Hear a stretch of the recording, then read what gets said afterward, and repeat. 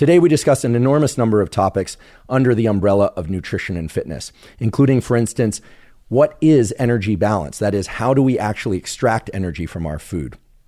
We also discussed the somewhat controversial topic of artificial sweeteners, whether or not they are safe or not, and whether or not they are an effective tool for weight loss, in particular for people suffering from obesity and different types of diabetes. We also talk about gut health, that is the gut microbiome, and how it's impacted by food and how it can actually impact the metabolism of the foods that we eat. We also discuss fasting, or so-called intermittent fasting or time-restricted feeding, what it does and what it does not do in terms of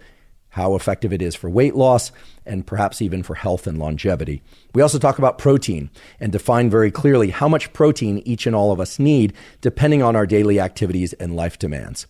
We discuss the various types of diets that you've probably heard about, including ketogenic diets, vegan diets, vegetarian diets, and pure carnivore diets, as well as more typical omnivore diets, and how to make sure that you get all of the essential amino acids that are critical for healthy weight maintenance, weight loss, or directed muscle gain. We also talk about supplements, in particular, the supplements for which there is an immense amount of science pointing to their safety and efficacy for fitness and for overall body composition. What I'm sure will become clear to you as you hear Lane talk about each and every one of these topics is that he has an incredible ability to both understand the mechanistic science, but also the real world applications of the various discoveries that are made in particular papers, and in particular in the randomized controlled trials. That is, when